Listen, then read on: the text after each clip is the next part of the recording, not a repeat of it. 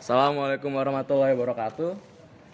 Jadi insya Allah pada sesi kali ini saya dan rekan saya Muhammad Hafiz akan mewawancarai salah satu ustadz yang sudah masyhur lah di sekolah kita ini. Dan tidak lain tidak bukan Ustadz Nuzul. Ya. Assalamualaikum Tat, gimana kabar Tat? Alhamdulillah khair. Sehat. Sehat alhamdulillah. Jadi gini nih Tat, kan di era sekarang ini banyak sekali tuh sosmed-sosmed yang merajalela, entah dari mungkin Instagram, TikTok, Facebook. Nah, kalau menurut Ustaz sendiri dari pandangan Islam tuh sosmed itu gimana sih Tat? Oh, secara pandangan Islam langsung nih. Baik, bismillahirrahmanirrahim. Assalatu wassalamu ala Rasulillahil amin. Nabiyina Muhammadin sallallahu alaihi wasallam wa ala alihi wa sahbihi wa man wala wa sallama tasliman mazida. Baik, sosial media secara pandangan Islam ya. Sosial media ini kan berkaitan dengan hal-hal dunia, maksudnya hal-hal yang tidak berkaitan dengan agama. Artinya sosial media ini dalam pandangan Islam, sebagaimana Nabi mengatakan kalau urusan dunia itu urusan kalian, maksudnya urusan dunia itu ya udah tidak berkaitan dengan agama, maka hukumnya mubah. Nah, bisa jadi nanti haram, bisa jadi nanti sunnah, mendapatkan pahala, bisa jadi nanti wajib. Kapan itu terjadi? Sesuai dengan penggunaannya. Misalkan seorang menggunakan sosial media itu buat nonton film-film, ya bisa kita katakan blue film lah. Blue film atau film biru yang sebagaimana ramai, ya kan, anak-anak muda zaman sekarang nggak terkecuali lah, banyak. Kita tinggal buka, klik, akhirnya bisa nonton seperti itu. Atau itu dalam ranah yang haram, atau bisa jadi ranah yang mendapatkan pahala. Gimana? Ketika kita menyebarkan kebaikan, menyebarkan bahwasannya itu bagian dari Islam, memperingatkan bahwasannya itu kesyirikan lewat sosial media, nah itu sosial medianya nanti berpahala. Jadi seperti itu secara sudut pandang Islam. Jadi bisa berdampak baik dan berdampak buruk ya Ustaz? Iya, bisa berdampak baik, bisa berdampak buruk. Nah, dari hal itu Ustaz, nih kan sekarang kita zaman dulu Rasul kan sama zaman sekarang beda ya. Dulu kan di zaman Rasul belum ada sosial media kan Ustaz. Nah, di zaman sekarang ini sosial media itu bisa mempengaruhi keagamaan seseorang Ustaz, atau keimanan seseorang. Baik. Dikatakan bisa mempengaruhi keimanan seseorang atau enggak?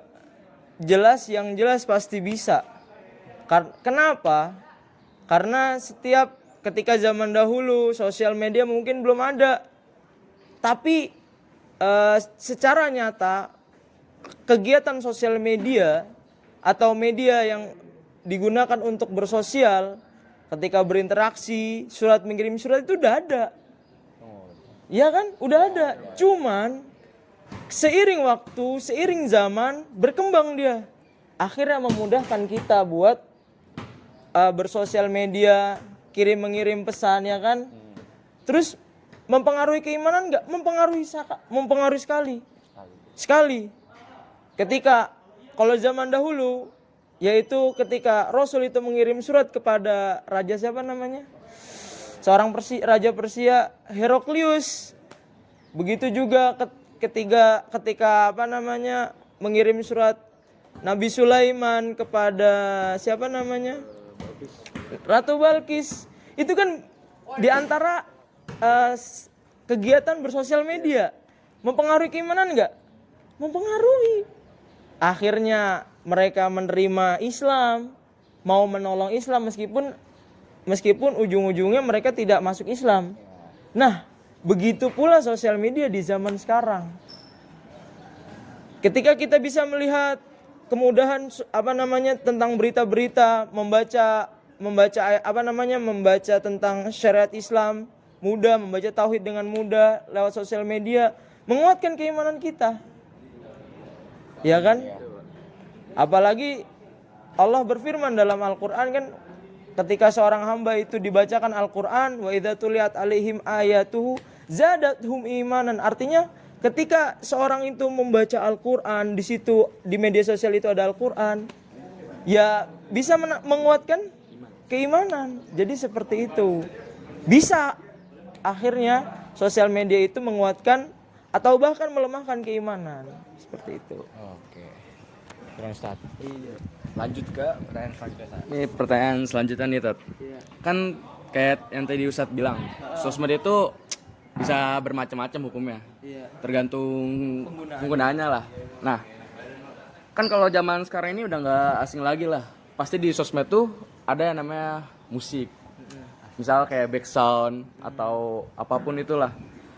Bahkan ada aja dakwah itu backgroundnya tuh kayak musik-musik gitu, Tat. Nah, kalau menurut Ustadz sendiri penggunaan sosmed ini dengan adanya musik itu gimana, Tat? Mungkin lebih ke ini ya, media dakwah. Iya. Media dakwah itu sendiri ya. Jadi banyak ustadz zaman sekarang yang mulai ingin masuk ke circle-nya anak muda, ya kan? Lingkungannya anak muda gitu kan. Dengan berusaha membungkus sebaik mungkin agar bisa dinikmati kan, tetapi juga religi, ya kan? Akhirnya kajian-kajian yang begitu banyak, yang awalnya begitu indah, kemudian dicampur dengan musik-musik. Sebenarnya kalau menurut anak pribadi itu nggak cocok. Iya. Misalkan dia bilang, ya itu ijtihad dia ketika menggunakan musik sebagai media dakwah. Tapi kalau menurut ana itu bukan ijtihad. Ijtihad itu tidak menyelisih syariat. Kalau ijtihad itu harus sesuai dengan syariat. Masa kita menyampaikan kepada masyarakat tentang peringatan ataupun kabar gembira tapi menggunakan musik yang tadinya yang sebagai secara hukum itu haram. Gimana bisa seperti itu? Nah, menurut ana itu nggak cocok. Iya. Tapi mungkin itu. Oke. Kita ke pertanyaan selanjutnya, Ustaz. Menurut Ustadz nih, bagaimana nih kita sebagai umat muslim untuk membatasi kita dalam bersosial media? Untuk batasannya gimana, Ustaz? Sebagai umat muslim secara khusus para pemuda ya. Iya, Pak. Iya kan? Apalagi pemuda-pemuda. Pemuda-pemudi ya kan. Bersosial media liar mereka, ya kan? Sebagaimana dikatakan sama orang-orang netizen itu mulutnya itu udah kayak buaya. Kenapa tuh? Kenapa, Ustaz? Buaya. Kelihatannya kalem tapi menggigit. Iya kayak kelihatannya seperti itu kan. Jadi dia kelihatannya biasa aja, tapi giliran ada yang mulai merasa terusik hatinya dengan tulisan-tulisan itu kan, mulai dia maki-maki lah, ngebully lah ya kan. Nah terus bagaimana cara membatasi seorang, khususnya seorang muslim ya? Yang pertama, dia harus sadari bahwasannya apa yang dia lakukan saat ini itu akan dimintai pertanggungjawaban. Yang kedua, jangan sering-sering menggunakan sosial media. Artinya ketika waktunya sholat ya sholat, ketika waktunya lagi belajar ya belajar. Dan juga jangan sering-sering menggunakan HP kalau nggak butuh. Nah itu nanti kita akan membiasakan yang namanya bersosial media itu dibatasi. Gini Pak, sebelum lanjut saya pengen nanya dulu nih. Kalau Ustadz Nuzul sendiri ini pemakai sosial media juga atau bukan gitu Pak? Pemakai. Pasti ya. Pastinya. Kalau Ustadz Nuzul ini punya cara sendiri gak sih buat membatasi diri gitu dalam menggunakan sosial media Pak? Ada. Gimana tuh Pak? Kalau ana membatasi sosial media ana, yang pertama adalah ana menggunakan HP ini untuk apa dulu nih? Ketika saya berpikir, oh saya menggunakan HP ini mau lihat kajian di Facebook live, jadwalnya segini. Ya udah saya buka HP di jam segini. Lah terus misalkan saya nggak ngapa-ngapain nih, ngapain gitu, bingung nggak ngapa-ngapain. Nah biasanya saya menyibukkan diri dengan melakukan kegiatan yang bermanfaat, seperti misalkan saya ada cucian saya cuci, misalkan saya belum workout minggu ini, maka saya workout sampai posisi capek. Nah, itu hal-hal yang saya lakukan untuk membatasi bersosial media. Saya juga ada sosial media, Facebook ada, Instagram juga ada, WhatsApp juga ada. Tapi penggunanya beda-beda. Dibatasin ya. Iya. Nggak seenaknya gitu set main. Enggak Bebas seenak. ya juga. Iya. Nggak liar lah ya. Nggak kayak kita ya. Iya, Beda ya bang. Oke, Ustad. Ini terakhir nih, Ustad. Dari Ustad sendiri saran buat siswa-siswa FG dalam bersosial media ada gak nih, Ustad? Ada insyaallah. Saran Ana untuk seluruh siswa SMA Future Gate yang notabene posisinya sebagai anak muda, posisinya sebagai anak di mana dia menggebu-gebu ingin mengekspresikan dirinya tanpa berpikir, posisi di mana semangat yang tinggi di umur 17, ya kan? Ana sarankan antum ketika bersosial media itu ingat apa yang kamu lakukan. Jari-jari yang kamu klik-klik itu akan dimintai pertanggungjawaban. Mata yang kamu lihat kanan kiri atas bawah itu akan dimintai pertanggungjawaban. Terus satu lagi, orang tuamu itu selalu melihat kamu ketika bersosial media. Dari mana, Ustad? Lihat dari mana? Ya lihat dari intensnya kamu menggunakan HP. Oh, ya, makanya main HP mulu. Iya. Dimarahin. Orang tua kamu itu tolong didekati. Itu orang tua kamu loh.